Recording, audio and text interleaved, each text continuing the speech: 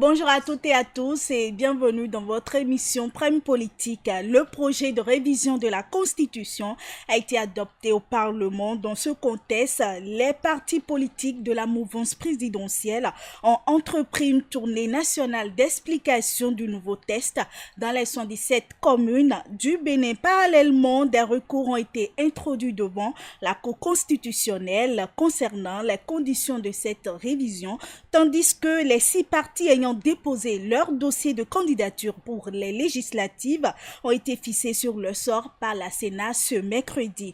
Mesdames et messieurs, nous allons aborder tous ces sujets et bien d'autres encore avec notre invité du jour, Aman Fossogbe, leader politique et coordonnateur du Bloc républicain dans la 23e circonscription électorale. Bonjour et bienvenue.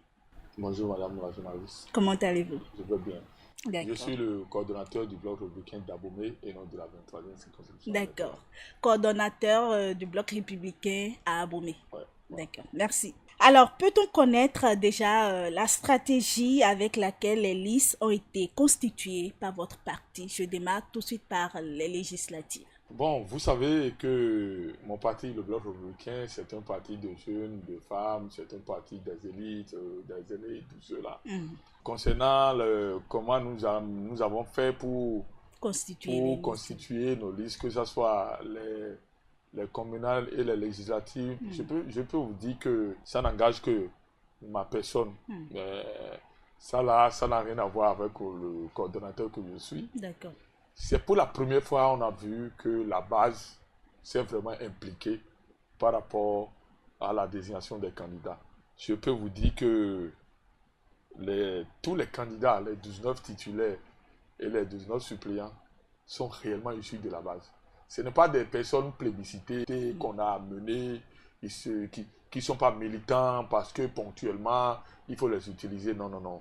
Et c'est la première remarque que je fais en tant que acteur politique et coordonnateur du Bloc républicain. La deuxième remarque que je fais, c'est-à-dire que le parti Bloc républicain ne s'est pas contenté seulement de dire souvent nous sommes un parti de la jeunesse, nous sommes un parti des femmes, mais la liste d'Abomey a été constituée que des jeunes. D'accord. Que des jeunes. Moi qui suis devant vous, je suis jeune. J'ai candidaté 2 fois.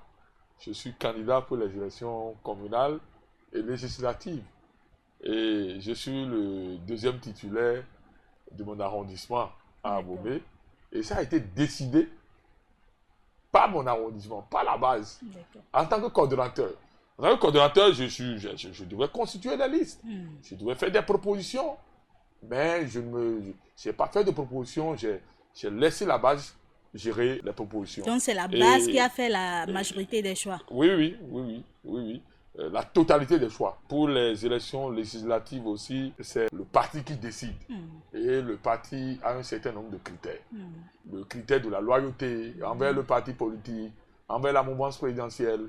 Il y a le critère de la visibilité politique, de comment tu arrives à fédérer les forces, comment tu arrives, comment tu es aimé dans ta circonscription électorale, dans ta commune. Et il y a le critère du militantisme. Comment tu es militant, comment tu te bats pour le parti. C'est beaucoup d'autres critères. Donc, moi, je suis candidat aussi pour les élections législatives. Je suis tête de liste, suppléant du premier titulaire. Je suis tête de liste de la 23e circonscription électorale. Donc, quand je regarde mon parcours et quand je regarde ce que le parti a défini comme critère, je trouve que c'est du mérite. C'est comme ça se fait. Donc, ce n'est pas... Les listes ne sont pas faites parce que tu es beau, ou bien tu es riche, ou bien tu es... Non. Ça suit une ligne et c'est clair et c'est net. Et puis, avant même la sortie de ces listes, c'est de près ou de loin, les candidats se désignent d'eux-mêmes à travers comment vous portez votre parti politique dans votre circonscription, dans votre commune, dans votre arrondissement et dans votre quartier. Donc, on ne va pas faire de l'improvisation pour aller désigner, mais quand même des candidats qu'on ne connaît pas, des candidats qu'on n'a jamais vus sur le terrain, des candidats qui ne mouillent pas le maillot. D'accord. Alors, dans ce processus de constitution de dossier, quelles ont été les véritables difficultés rencontrées par le BR? Non. Le BR, c'est un parti très organisé. C'est un parti qui anticipe d'abord sur tout. C'est un parti qui est très rigoureux en matière d'organisation parce que vous savez, celui qui est à la tête de ce parti, vous le connaissez, son parcours. C'est un parcours de rigueur. Il est passé par la FMI, par la BCAO, par la BOAD. Il a été ministre des Finances. Aujourd'hui, ministre d'État chargé de la coordination gouvernementale et président du Bloc républicain. Donc, en amont, déjà, les potentiels candidats ont commencé par chercher leur dossier. C'est pas facile les dossiers, hein, c'est pas facile parce qu'il y a beaucoup de choses. Il y a le quitus fiscal, il faut être à jour vis-à-vis de l'impôt. Et il y a le certificat de nationalité, il y a le casier judiciaire numéro 3. Voilà tout ça. Donc il faut constituer ces dossiers. Donc le parti a fait ce qu'on appelle l'anticipation. Et puis il a organisé avec les potentiels candidats. Parce que quand vous constituez les dossiers, c'est pas parce que vous constituez les dossiers que vous êtes éligible pour être candidat. Donc, vous déposez des dossiers parce que vous avez l'ambition d'aller aux élections. Vous déposez d'abord les dossiers et puis les dossiers ont été bien constitués et puis on a respecté les délais et on a déposé à la Sénat. Donc, il n'y a pas eu de difficulté majeure. On n'a pas eu de difficulté. Et vous avez vu dans les médias, vous êtes de la presse, vous avez vu, le BN n'a eu aucune difficulté. On nous a félicité, on a eu le récépissé définitif qui prouve que tous nos dossiers ont été à jour, tous nos dossiers ont été conformes par rapport aux critères de la Sénat. D'accord. Alors, quelle place la jeunesse occupe-t-elle dans le positionnement interne du Bloc républicain? Non, mais je vous ai dit tout à l'heure, je suis jeune, je suis devant vous, je suis candidat de voix. Qu'est-ce qu'on veut? Le BR, c'est un parti de la jeunesse. Regardez les listes. Regardez les listes pour les élections législatives. J'ai donné l'exemple de ma commune d'Aboumé. Pour dire, pour les élections communales, il n'y a que des jeunes qu'on a positionnés. Il n'y a que des jeunes. Il n'y a pas... Est-ce que c'est un espoir? Il n'y a pas de vieux, il n'y a pas... Non, ça dit que, vous savez, nous avons un guide au sein de la mouvance présidentielle. Le guide de la mouvance présidentielle, c'est le président Patrice Talon. C'est le patron de la mouvance présidentielle. Et quand vous avez un patron devant, à défaut de ne pas faire tout ce qu'il fait, il faut le tricher. Et il nous a prouvé combien de fois il aime la jeunesse béninoise. Combien de fois il faut donner un cachet à la jeunesse. Combien de fois il faut faire confiance à la jeunesse parce que nous avons été à l'école. On a reçu des diplômes. Et maintenant, il faut pratiquer ces diplômes. L'école politique, on a milité.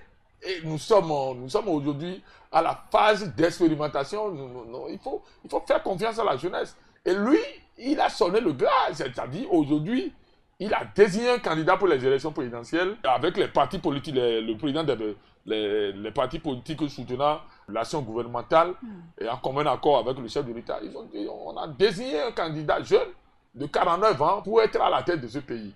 Si, déjà, ça s'est fait comme ça, qu'en est-il pour les élections législatives et communales? On est obligé. Donc, on a envoyé la jeunesse à la chasse pour voir comment nous allons faire. Mais bon, écoutez, on est jeunes, mais on a des expériences. Moi, j'ai déjà fait 24 ans de vie politique. Mais je suis jeune. J'ai commencé très tôt. Et j'ai fait toutes les étapes. À 23 ans déjà, j'ai été dans le démembrement de la Sénat. J'ai été dans le démembrement de la Sénat. À 23 ans. C'est le militantisme qui m'a amené là. J'ai été coordonnateur de mon ex-parti pour les élections présidentielles. Récemment, j'ai été coordonnateur du Bloc républicain pour les élections présidentielles. Du deuxième mandat du président Patrice Talon. Donc, oui, on est jeune, mais on est pétri d'expérience. Nous avons l'expérience. Et il faut pratiquer ces expériences. Nous avons reçu la leçon, comme j'ai l'habitude de le dire. Donc, il faut expérimenter les formations qu'on a reçues. Donc, nous sommes aptes, on est jeunes, mais on a l'expérience. On a fait le parcours politique qu'il faut. On n'a pas brisé les étapes. Moi, j'étais à la tête d'une équipe où on a été toujours premier, on nous primait. J'ai quitté là, je suis devenu président d'un parti politique dans un quartier. Après le quartier, arrondissement, département, commune. Et voilà ce que je suis aujourd'hui. D'accord. Mais je suis jeune. Donc, il faut dire que le bloc républicain donne un cachet spécial à la jeunesse et il a prouvé pour ces élections. Quand vous prenez ma circonscription électorale, celui qui a la tête de liste, c'est un jeune. Il est très jeune. Il est très jeune, le candidat tête de liste pour les élections législatives de la 23e circonscription. Il est très jeune. Je suis son suppléant. Je suis jeune aussi. Vous regardez la liste du bloc républicain de la 23e. Il n'y a que des jeunes. Vous avez vu la 8e circonscription électorale, c'est le maire, il est très jeune. Son suppléant, le CSAF de la CPED, Gergis, il est très jeune. Beaucoup d'autres circonscriptions, il n'y a que des jeunes qui sont candidats. Donc, le bloc républicain, sur le plan de la jeunesse, n'a plus rien à prouver. D'abord, c'est le seul parti qui a une jeunesse bien organisée. Je dis, si même les autres ont de jeunesse, c'est bien après. Nous, le bloc républicain est né avec la jeunesse. C'est pas exagéré. C'est pas exagéré. Ce que je dis, c'est du vécu, c'est réel. Alors, l'actualité politique est aussi marquée par la présence sur les listes du Républicain et de l'Union progressiste Le Renouveau de plusieurs anciens députés élus sous la bannière de l'opposition. Eux qui hier combattaient les réformes du régime sont aujourd'hui accueillis au sein des partis de la mouvance. Comment expliquez-vous ce repositionnement? Il n'y a aucune explication. Si, en étant opposant, l'idéal qu'ils défendaient là-bas, ils trouvent que la mouvance présidentielle aujourd'hui, avec tout ce qui se fait, parce que il faut aller au-delà de la question que vous posez. Qu'est-ce qui motive les gens aujourd'hui à venir dans la mouvance présidentielle? C'est la réalisation du chef de l'État, Patrice Talon. On peut ne pas l'aimer, on peut l'aimer, on peut ne pas l'aimer. Ben, il a battu le record, c'est le meilleur président de tous les temps. La personne ne peut pas en train de développer ton pays.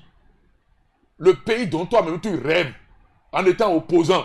Pour dire, je veux le développement, je veux les routes, je veux les hôpitaux, je veux les microcrédits aux femmes, je veux l'accès à l'eau, je veux l'accès à l'énergie, je veux... Et il bat le record dans tout ça. Et tu veux aller faire l'opposition. De quelle opposition tu veux aller? Quelle tu veux aller? Tu veux t'opposer à quoi? Donc, c'est la réalisation, c'est la gestion du président Patrice Talon qui motive les gens à venir. Sinon, il n'y a pas de débauchage. Non, on va débaucher par rapport à quoi? C'est des députés qui sont venus. Mais ils n'ont jamais dit, en venant là, nous on ne veut plus être députés. La question que vous me posez, tout le monde croire qu'on a déjà débauché de là-bas pour venir. Non, moi je sais juste de être candidat au sein de la mouvance. Je sais juste à non. Les gens ne défendaient rien là-bas. D'accord. Ils n'ont pas d'idéologie. C'est des gens, ils n'ont aucune notion du développement parce qu'ils ont géré le pays pendant 10 ans et ils ont échoué. Donc, parce qu'eux, ils ont échoué, il faut faire échouer ceux qui développent le pays. Et comme le président Patrice Talon, on ne le distrait pas, lui, il n'est pas là pour la distraction, lui, il est là pour développer le Bénin. Mais il ne s'est jamais occupé d'eux. Le président Patrice Talon s'est focalisé sur son projet de société, sur le programme d'action du gouvernement 1 et 2. Et il fait évoluer le Bénin aujourd'hui, que ce soit du gauche, de la droite, du centre, du centriste, en tout cas, que ce soit les mouvanciers, que ce soit les opposants radicaux ou bien opposants centristes, quoi. Tout le monde est fier d'être béninois aujourd'hui. Cette fierté peut obliger un député de l'opposition radicale à rallier le rang. Et quand ils sont venus, c'est pas qu'ils sont venus et une loi leur dit, quand vous venez là, vous ne serez pas député. Ils sont venus, mais ils sont députés en venant au sein de la mouvance présidentielle. Et ils ont une compétence électorale à vendre. Eh bien, donc... C'est tout cela qui a milité en leur faveur. Donc, ça milite en leur faveur. Donc, non, au bien, il y a eu des députés du parti dont je ne vais pas appeler le nom, mais ils sont venus, ils sont candidats bien. Mais pourquoi rallier des partis de la mouvance à la veille des élections? Pourquoi ne pas le faire avant? Non, mais le temps importe peu. Si l'idéologie qu'ils prônaient au sein de leur parti d'origine était basée sur le mensonge, sur la comédie, sur le dilatoire, sur de l'intoxication. Mais écoutez... Est-ce que les mots que vous employez ne sont pas trop forts? On ne peut pas demander aux gens, un aîné, de rester dans tous ces désordres-là. Mais à certains moments donné, le gars, il peut se demander, ben, écoutez, je préfère aller là où il y a la vérité. Et donc, ils sont venus, ils ont été positionnés. Dieu ne fait pas la mort du pécheur. C'est pas parce que j'ai péché que on va me tuer. Quand vous péchez et vous demandez pardon, Dieu pardonne. Mais qu'est-ce que nous on est au sein de la mouvance présidentielle? Ce repositionnement, ils ont compris. Quelle leçon cela donne? Ils ont compris peut-être tard ce qu'ils devaient comprendre tôt. D'accord. Mais il n'y a pas de timing pour ça. Donc on les a accueillis à bras ouverts. D'accord. Ce repositionnement, je repose ma question, quelle leçon cela peut donner? Ceux qu'on met à la tête des partis politiques, il faut qu'on regarde leur passé. Moi, je m'attiens beaucoup à ça. Moi, je ne peux pas, honnêtement, c'est moi ça, c'est ma personne ça. Quelqu'un qui a été président de la République pendant 10 ans, où tous les mois, il y a eu des scandales pendant les 10 ans. Et celui-là est à la tête d'un parti politique. Et moi, qui était opposant à lui, qui dénonçait ces choses, je vais me coller à lui aujourd'hui pour dire que je veux faire parti politique avec lui. Il faut réfléchir. Non, c'est pas possible. Moi, je ne ferai pas ça. Si c'est comme ça, on doit faire la politique, il vaut mieux de ne pas le faire. Et je préfère parce que j'ai souvent dit qu'il faut laisser des leçons, des exemples à nos postérités. Moi, j'ai des enfants. En ouvrant la voie ainsi à ces ex-députés du parti d'opposition, les démocrates, certains estiment que la mouvance érige la trahison en stratégie politique. Est-ce que vous partagez leur avis? Vous voulez que nous on rentre dans le débat de ceux qui ont démissionné de l'autre parti, le parti basé sur l'intoxication, sur la reine, sur ce que vous savez? Non, les gens estiment que cette trahison de l'autre côté... Ils ont trahi quoi? C'est pas une trahison? Non, c'est pas une trahison. Vous quoi? avez vu de près tout ce qui s'est passé au sein de ce parti-là? Je vais vous dire quelque chose. Au sein de la mouvance présidentielle, vous croyez que nous n'avons pas des ambitions pour aller aux élections présidentielles? Vous croyez que Wadaye est le seul ambitieux? Vous croyez que Wadaye est le seul candidat de la mouvance présidentielle? Mais au sein de moi, mon parti politique, au Bloc républicain, il y a eu des ambitions, il y a eu des candidats. À l'UPR, il y a eu des candidats. Mais qui est le meilleur de tout cela? Le débat, la question, elle est là. D'accord. Mais le parti dont on parle, dont vous parlez de trahison, c'est comme ça qu'il y a eu 35 candidats. Mais il y a un meilleur, plus que eux tous. Quand vous laissez le meilleur qui fait l'unanimité, qui peut faire le job, qui est préparé pour le job, reconnu par le parti, que tout le monde veut dans le parti, quand vous amenez, vous plébiscitez un intrus, c'est vous qui détruisez votre parti. C'est tout ce qui s'est passé, il n'y a pas eu de trahison.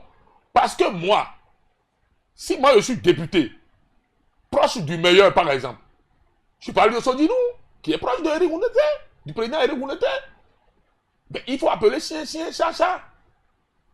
Et qui dit, c'est le meilleur. Si vous ne le prenez pas, mais avant la désignation de ce candidat, il y a un clan qui dit, si c'est Eric, nous on ne va pas donner de parrainage. Mais il y a un autre clan qui dit, ah, mais c'est le meilleur. Si vous ne le prenez pas, nous aussi, on ne donne pas le parrainage. Non, c'est ce que Sodino a fait. Ce n'est pas une trahison. Il a alerté.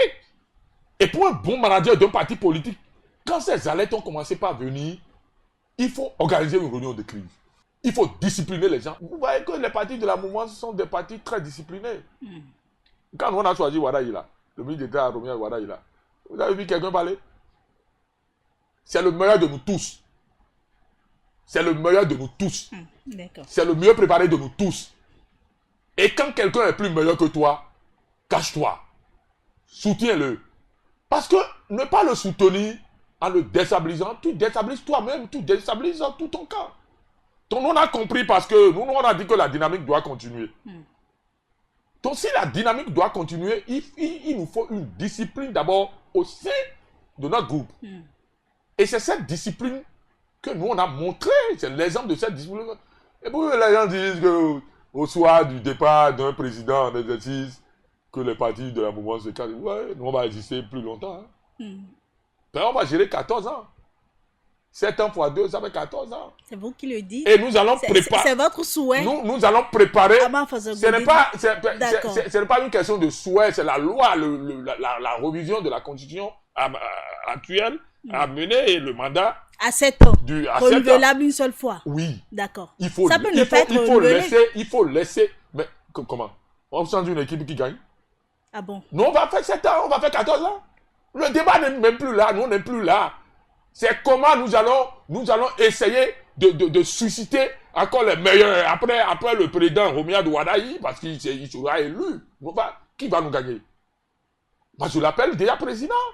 Le président que notre champion, le président Patrice Talon a désigné, le champion de la mouvance présidentielle, le champion du Bénin. Il n'est pas seulement le champion de la mouvance présidentielle, il est le champion du Bénin. Le chouchou, le meilleur président que le Bénin a connu. Le meilleur président de tous les temps. Le président Patrice Talon nous a laissé ce joyeux-là. On va garder pendant 2 mandats, ça fait 14 ans. Nous travaillons pour ça. Et en notre sein, nous avons cette discipline-là. Tout n'est pas rose au sein de la mouvance. Non! Si on le dit, c'est un abus de langage. Mais la marque de la mouvance présidentielle aujourd'hui, c'est la discipline du groupe. Et c'est la marque du chef de l'État. Et les présidents des partis politiques. Nous avons des ambitions. Mais ces ambitions, est-ce que parmi nous tous là, qui est meilleur? Prenons-le et puis nous on le suit. D'accord. Et après, notre tour peut venir. D'accord. À part le Bloc républicain, d'autres partis ont déposé leur dossier pour les législatives. Et l'UPR, les démocrates, le MPL et Moël Bénin ont été retenus avec le Bloc républicain. Le GSR est recalé. Étiez-vous surpris par ce nombre? Je me contente de mon parti politique. Je ne suis pas dans les autres états-majors de savoir comment ils seront retenus à la Sénat ou pas. En tant que coordonnateur du Bloc républicain, en tant que membre du bureau politique du Bloc républicain, moi j'ai travaillé aux côtés de mon parti politique pour que ces dossiers soient quand même limpides, qui répondent à des tests de la Sénat, pour que les dossiers ne souffrent pas du rejet. Donc moi j'ai travaillé pour ça. Les autres partis, si la Sénat arrive à les accepter, ils ont fait la même chose que nous. Est-ce que la victoire est déjà acquise pour les partis de la mouvance? Ou tout reste encore à jouer? Non, c'est un test. Nous travaillons, nous sommes en train de travailler, nous sommes en pré-campagne. Après la publication des listes, nous sommes en pré-campagne.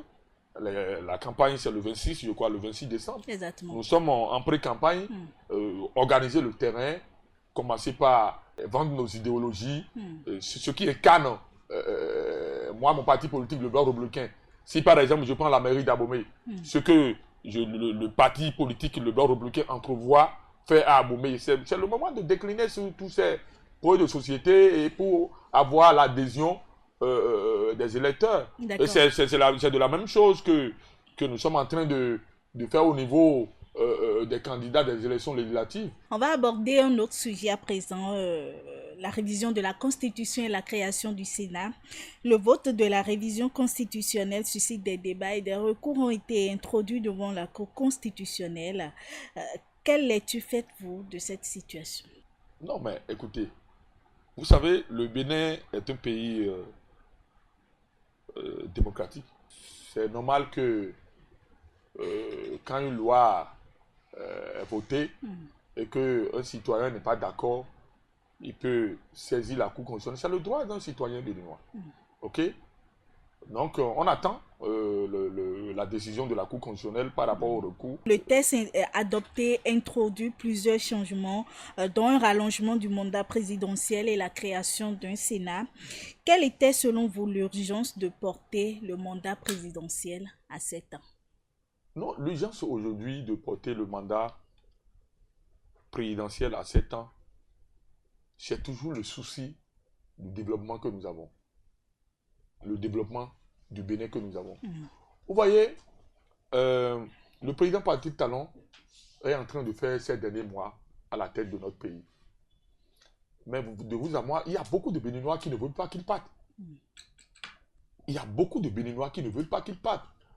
Parce qu'avec tout ce qu'il a apporté pour ce pays, avec le développement, que ce soit sur le plan économique, sur le plan social, sur le plan culturel, sur le plan du tourisme, sur le plan énergétique, sur le plan de la sécurité. Ça fait que beaucoup de Béninois disent, est-ce qu'on peut trouver quelqu'un qui peut faire comme lui? D'accord. Heureusement qu'au sein de la mouvance présidentielle, quelqu'un a été préparé, taillé, docile, resté aux côtés du chef de l'État et qui a appris la leçon, a été désigné comme candidat. Je parle bien du président Romuald Wadaï.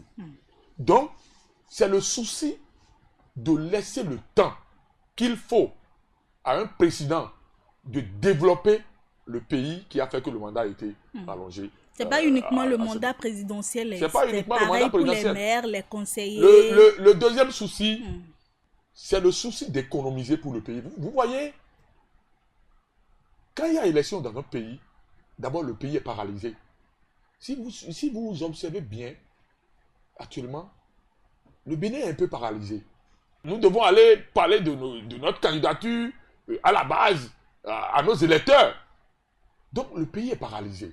Et l'argent qui organise les élections, c'est l'argent du contribuable béninois. On ne peut pas accepter que presque tous les 2 ans ou tous les 3 ans, qu'il y ait élection législative, communale et présidentielle. Mais on l'a toujours fait depuis... Non mais on a toujours fait, mais regardez.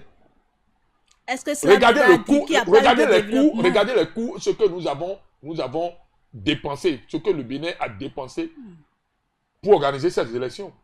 Et regardez, depuis que le président Patrice Talon est là, ce qu'on dépense pour faire les élections. Il faut que tous les 7 ans, nous ayons une année électorale, une année générale, pour organiser et les élections législatives, et les élections communales, et les élections alors pourquoi justement... Et donner du temps aux maires d'asseoir leur politique de développement à la base. Donner du temps aux députés d'accompagner, de voter des lois, d'accompagner le président de la République. C'est même la source de motivation de rallonger le mandat à 7 ans. Alors, pourquoi aller vers un mandat de 7 ans au même moment où dans des pays comme la France, le septennat a été abandonné après 129 ans d'application par le quinquennat? Ah, mais vous avez dit, mais laissez-nous aussi appliquer un peu le septennat avant d'abandonner. Vous avez dit que la France a adopté ça pendant 129 ans. Avant d'abandonner, nous, juste là, on n'a même pas encore expérimenté. Ce qu'on n'a pas encore expérimenté, il ne faut pas rester là et trop s'attarder sur ça. Moi, je dis, c'est ce que je dis sur le nouveau code de l'élection. On a dit, mais est-ce que les partis politiques peuvent avoir 20% dans chaque circonscription? Expérimentons. Allons aux élections. Le jour où on n'aura pas, les partis politiques seront en difficulté d'avoir, même avec l'accord de gouvernance, de plusieurs partis politiques, que ces partis politiques ne peuvent pas réunir 20% dans chaque institution électorale, on va s'asseoir. Et le Sénat est là. Cette institution, c'est juste sur des questions qui concernent la République. Des questions que même les institutions ne peuvent pas gérer. Mais sur ces questions d'intérêt national qui touchent notre pays, des gens qui ont géré quand même des institutions, comme les anciens présidents de la République, comme les anciens présidents de la Cour constitutionnelle, comme les anciens présidents de l'Assemblée nationale. Parce que chacun a son domaine. Si c'est que le problème qui se pose est un problème constitutionnel et que nous avons des anciens présidents de la Cour constitutionnelle au niveau de ce Sénat, c'est que eux, ils peuvent quand même éclairer les membres de ce Sénat-là pour dire, par rapport à ceci, vraiment, voilà comment nous allons fonctionner. Parce que on appelle ça les forces vives de la nation. C'est-à-dire que je connais des pays arabes où ils ont des guides qu'on appelle les sultans. C'est des gens respectés même plus que le président de la République. Il y a des questions de souveraineté nationale de leur pays où le président se déplace pour aller voir ces sultans. Et quand ces sultans prennent la parole, ça se calme. C'est le rôle du Sénat. Cette institution qui est en train d'être instaurée actuellement. C'est présenté comme un garant de la stabilité politique. C'est présenté comme un garant de la stabilité politique. Ce n'est pas une institution qui est au-dessus du Parlement. C'est faux. C'est de l'intoxication. Ce n'est pas une institution qui est au-dessus de la Cour constitutionnelle. C'est faux. C'est de l'intoxication. Ce n'est pas une institution qui se substitue au président de la République. C'est faux. C'est de l'intoxication. Et si cette institution est déjà instaurée, il peut demander, les forces vives, c'est-à-dire les anciens présidents de la Cour constitutionnelle, les anciens présidents de l'Assemblée nationale peuvent dire, vraiment, la loi que le Parlement a votée là, c'est une loi chrysogène. Ça peut créer des problèmes. Mais il faut que nous écrivons pour une relecture. Parce que nous nous reprochons telle chose à cette loi. Actuellement, qui peut reprocher quelque chose à une loi au Bénin? Quand la Cour constitutionnelle dit, je me trouve dans l'incompétence de trancher une affaire, ça va où? Qui peut gérer ça? C'est classé. Parfois, le président Soglo et le président Yaïboni se lèvent, ils vont voir le président Patrice Talon pour lui demander un certain nombre de choses. On peut conformer ce cadre par une institution qu'on appelle le Sénat, qui regroupe les sages de la République. Moi, je les appelle les sages les bibliothèques de la République, qui peuvent décider parfois des choses que les institutions formelles de la République, comme la Cour constitutionnelle, la Cour suprême, la Haute Cour de justice, ou bien même le Parlement. On dit vraiment, asseyons-nous, discutons pour l'intérêt de la nation béninoise, discutons et entendons-nous sur un point. C'est le rôle de cette institution. Et non, se substituer, on est allé même jusqu'à dire que c'est la Cour constitutionnelle bis, ça va chapeauter là. Non, c'est faux.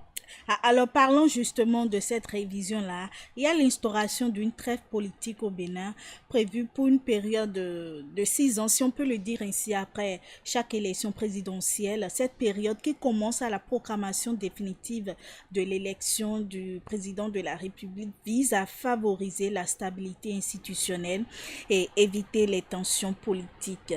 Pendant cette trêve, les partis politiques doivent s'engager à soutenir l'action gouvernementale et à éviter toute propagande permanente. Ne donne-t-elle pas l'impression que la démocratie béninoise est mise à l'épreuve? Bon, tout ce que vous avez cité là, on n'a pas refusé l'organisation d'une opposition. Ça, c'est non. On parle des activités des partis politiques. La nouvelle révision de la Constitution reconnaît l'opposition. Et l'opposition a des droits, l'opposition sait ce qu'il doit faire.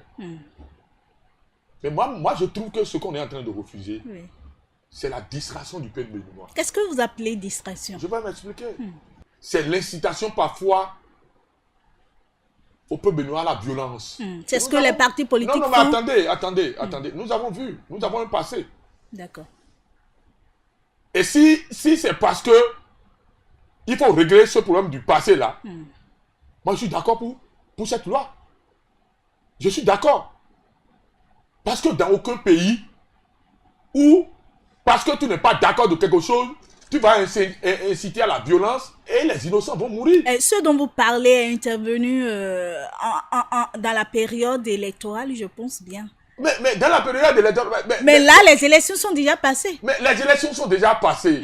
Mais il faut éviter, tu sais, l'incitation à la violence. Oui. C'est pas seulement au temps des élections. Ça se prépare jusqu'au jour où on attend le moment des élections pour commencer par faire tout ça. Vous êtes en train de dire que lorsque les partis seront en mouvement sur le terrain, c'est ce qu'ils seront en train de faire? La loi n'oblige pas un parti politique d'opposition de soutenir le gouvernement. Mais la loi interdit toutes sortes d'incitation à la violence, toutes sortes de combativité qui donne très en révolte. Pendant cette trêve, les partis politiques doivent s'engager à soutenir l'action gouvernementale. Oui, les partis politiques soutenant ce gouvernement.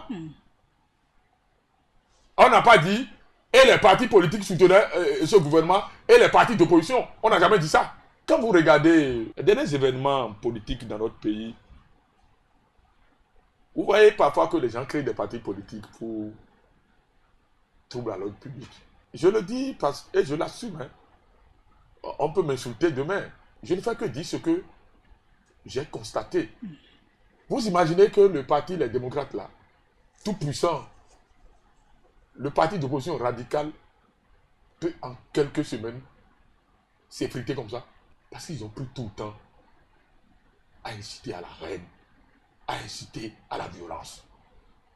Au lieu de prendre le temps à défendre leur idéologie, à être opposant radical. On ne refuse pas une opposition radicale.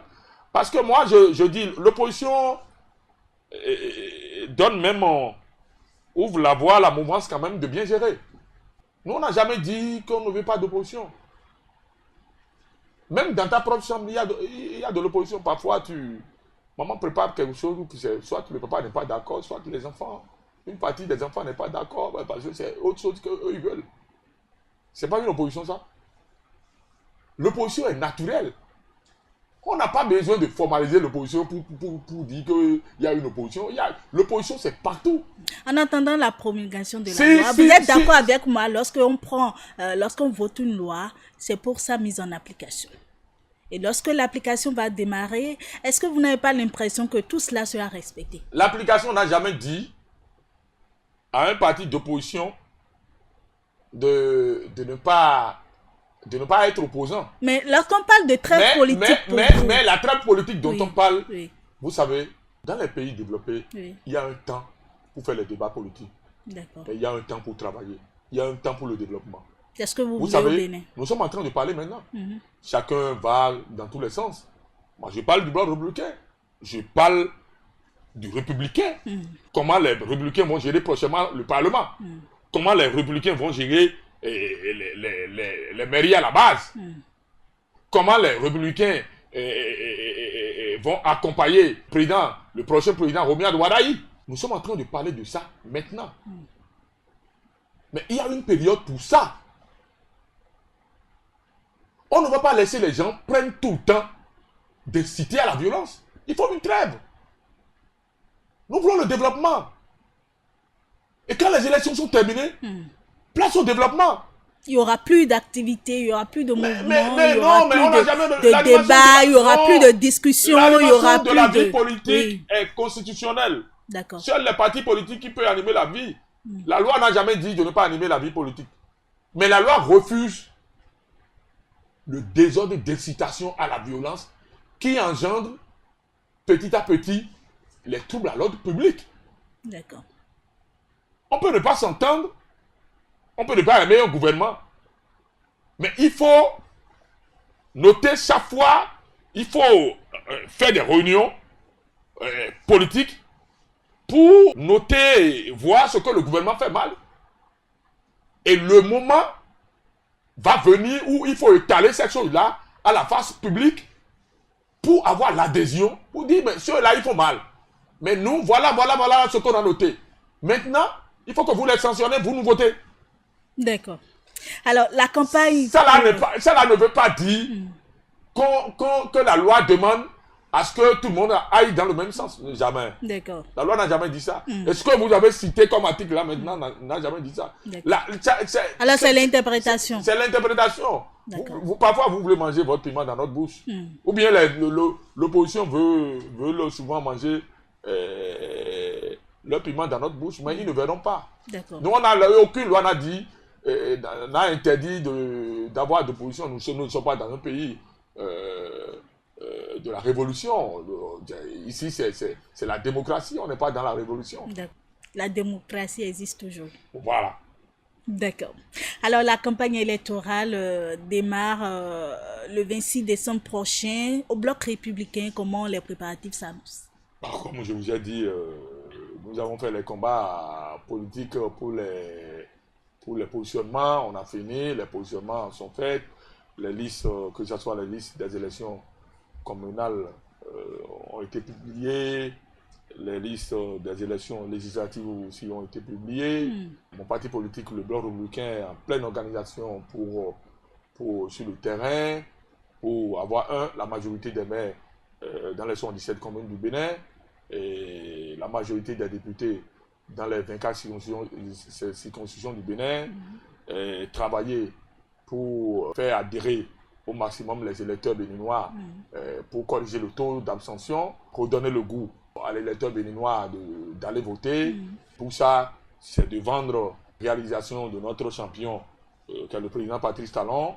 Puis aujourd'hui, comme je vous ai dit, nous venons d'une tournée gouvernementale parce que la loi sur la nouvelle révision de la Constitution n'a pas été promulguée. Nous, on fait les choses dans les règles de l'art, contrairement à ce que les gens nous disent. Une loi qui a été proposée par les deux présidents du groupe parlementaire, le président du groupe parlementaire de l'Union progressive de Renouveau et le président du groupe parlementaire de mon parti politique, le Bloc républicain, ça a été voté, traité d'abord, accepté à 100% à la commission des lois. C'est venu à la plénière, et la plénière a adopté la loi à près de 90%. Et puis, le chef de l'État ne s'est pas contenté de ça. Le chef de l'État a demandé à ce que nous allions vers les populations maintenant et expliquer la nouvelle révision de la Constitution. Ce qui a été fait. Pour ce que nous, c'est toujours en cours, mais nous on a fini notre étape. L'étape de la 23e, nous on a fini, on a fait Maïzou, on a fait Djidja, on a fait Boycon, on a fait Abomey. J'y étais, j'étais là, ils ont posé beaucoup de questions que nous avons apporté les réponses. Alors comment est-ce que les populations... La population a compris, la population a compris. Contrairement à ce qui se distillait dans l'opinion publique, la population a compris encore que c'est une manipulation de ceux qui ne veulent pas s'organiser pour aller aux élections. Est-ce qu'il y avait eu d'engouement? Il y avait eu d'engouement. Ceux qui ont toujours demandé de sauvegarder, c'est quand tu finis tes 2 mandats, tu laisses la place à d'autres. C'est ça. Ceux qui ont toujours approuvé, c'est ne pas s'éterniser au pouvoir. C'est tout. Alors la tournée était vraiment la bienvenue.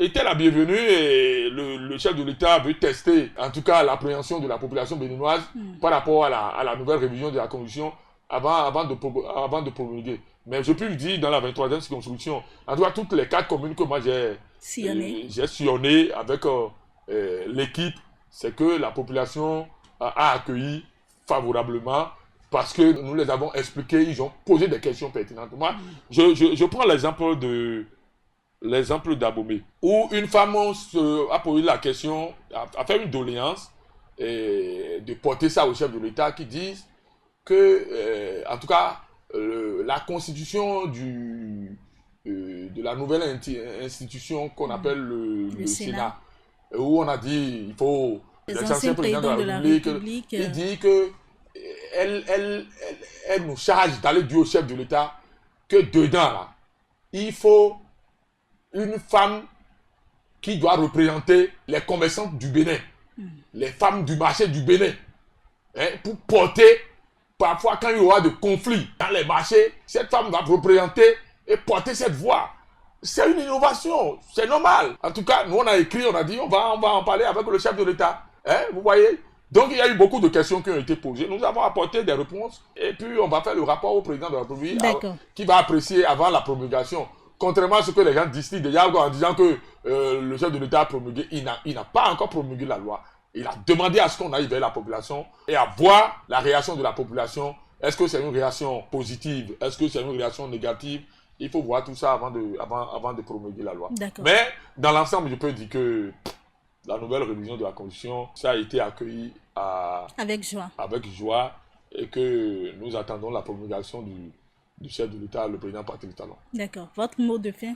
Mon mot de fin, je remercie la population béninoise qui a compris finalement que nous avons beaucoup de partis politiques au Bénin, mais parmi ceux, il y a des partis politiques qui veulent réellement le développement du Bénin, mais il y a des partis politiques qui sont dans le style de règlement de compte. Si ce n'est pas moi, ça ne sera jamais toi. Et qu'au début, nous qui sommes de la mouvance présidentielle, quand on a commencé par parler de ça, on trouvait que nous sommes dans les acharnements politiques. Vous m'avez reçu plusieurs fois ici, j'ai toujours dénoncé ce que je suis en train de dire, j'ai toujours dénoncé. Mais que le peuple béninois a découvert le vrai visage de ces partis politiques-là. Autre chose, c'est de dire au peuple béninois que les échéances électorales dans un pays, c'est une période de fête. Que les débats d'idées ne nous amènent pas les querelles, les affrontements entre nous. Si je perds, je vais saluer celui qui a gagné. Si celui qui devait gagner, s'il perd et que moi je gagne, qui me salue. Au-delà de tout, nous sommes tous des Béninois, du nord au sud, de l'est à l'ouest. Nous sommes tous des Béninois. Et je dis merci au chef de l'État, le président Patrice Talon, qui a eu confiance en moi. Je remercie aussi le président de mon parti politique. Et il y en a que je ne peux pas citer ici, qui ont eu confiance en moi en me prenant tête de liste du premier titulaire, du suppléant du premier titulaire pour les élections législatives, que je serai à la hauteur de leur attente et qui ont permis à ce que je sois aussi candidat 2 fois.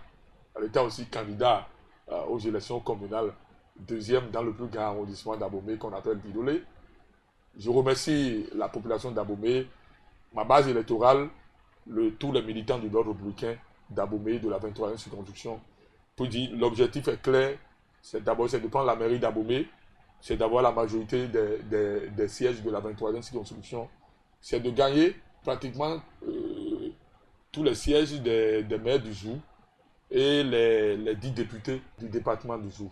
D'accord. C'est mon souhait et que le prochain Parlement soit la couleur du Bloc républicain. Merci beaucoup. Merci.